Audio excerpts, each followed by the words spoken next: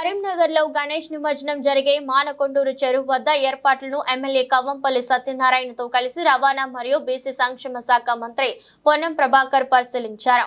నిమజ్జనం కోసం ఎలాంటి ఇబ్బందులు లేకుండా చూడాలని కలెక్టర్, మున్సిపల్ అధికారులకు ఆదేశాలు జారీ చేశారు. శోభయాత్ర సమయంలో శాంతి భద్రతలకు విఘాతం కలగకుండా పోలీసులు నిమజ్జనం జరిగే ప్రదేశంలో చెరువు వద్ద చేయాల్సిన ఏర్పాట్లపై అధికారులకు పలు సూచనలు చేశారు. కాబట్టి గణేష్ మహారాజ్ కు సంబంధించి తప్ప ఇంకోరు పేరు ప్రస్తావిస్తే పొరపాటు అవుతుంది. కాబట్టి జై బోలో గణేష్ మహారాజ్ కి, జై బోలో గణేష్ మహారాజ్ కి. నేను మళ్ళీ చెప్తా ఉన్నా, నేను మళ్ళీ చెప్తా ఉన్నా, 10 సంవత్సరాల అధికారంలో ఉన్నోళ్ళు 10 నెలల్లోనే అసహనానికి గురై శాంతి భద్రతలకు భంగం కలిగిందని ప్రజల్లో విశ్వాసం సన్నగిల్లే విధంగా మాట్లాడితే పొరపాటు అవుతుంది.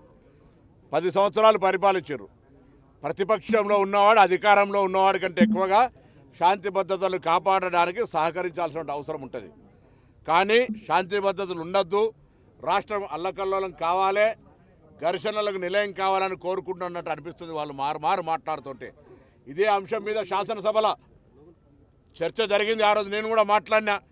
హైదరాబాద్ బ్రాండ్ ఇమేజ్కి దెబ్బ తగిలే విధంగా కొంత కుట్ర జరిగేటువంటి విధంగా వ్యాఖ్యలు కనిపిస్తూ ఉన్నాయి. ఫ్రెండ్లీ పోలీస్ అయినా శాంతి భద్రతలకు సంబంధించి ఉక్కు పాదం వేసి కఠినంగా వ్యవహరించాలనే ఆదేశాలు కూడా ఇచ్చాం. నిన్న కూడా 3 రోజుల కింద city police commissioner, Hyderabad collector అందరం కూడా హైదరాబాద్ కలెక్టరేట్లో సమావేశం పెట్టి చెప్పడం జరిగింది. ఈ 17, 18 తారీఖు దాకా ఎటువంటి రాజకీయ ప్రకటనలు, సమావేశాలు, ఎటువంటి కార్యక్రమాలు జరగకుండా నిమజ్జనంకు సంబంధించిన దాని మీద ప్రత్యేకమైనటువంటి చర్యలు తీసుకోమని కోరుతా ఉన్నాం. రాజకీయపరమైనటువంటి పార్టీ ఫిరాయింపులకు సంబంధించి న్యాయస్థానంలో ఉంది. ఆ అంశానికి సంబంధించిన న్యాయస్థానము శాసనసభ వేదికగా జరిగే అంశం మీద మీరు ఒకవేళ నిజంగానే రాజకీయపరమైన విమర్శలు చేసుకొని కొట్లాడుకోదలుచుకుంటే వినాయక నిమజ్జనం తర్వాత చేసుకోండి, కొంతసేపు విరామమని కోరుతూ దయచేసి ఎవరు కూడా ఇంక్లూడింగ్ కేటీఆర్తో సహా ఇంక్లూడింగ్ కేటీఆర్తో సహా అందరికీ తెలియజేస్తా ఉన్నాం. దయచేసి నిశ్చింతగా ఉండండి. పరిపాలించే తాకత్ మీ ఒక్కరికి ఉందనుకోవద్దు.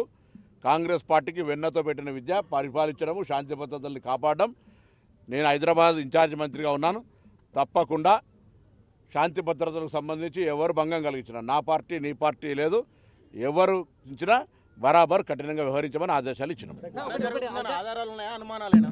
చూస్తుంటే వాళ్ళ ప్రకటనలు చూస్తుంటే ఎవరికైనా అట్లా అనిపిస్తుంది. 10 ఏళ్ళు పరిపాలించినోడు 10 ఏళ్ళు అదే అవన్నీ జరుగుతాయి. దాన్ని బయట చెప్తారా? ఇంటెలిజెన్స్ రిపోర్టర్ చెప్తాను. ఎప్పుడు ఏ యాక్షన్ తీసుకున్నా తీసుకుందాం.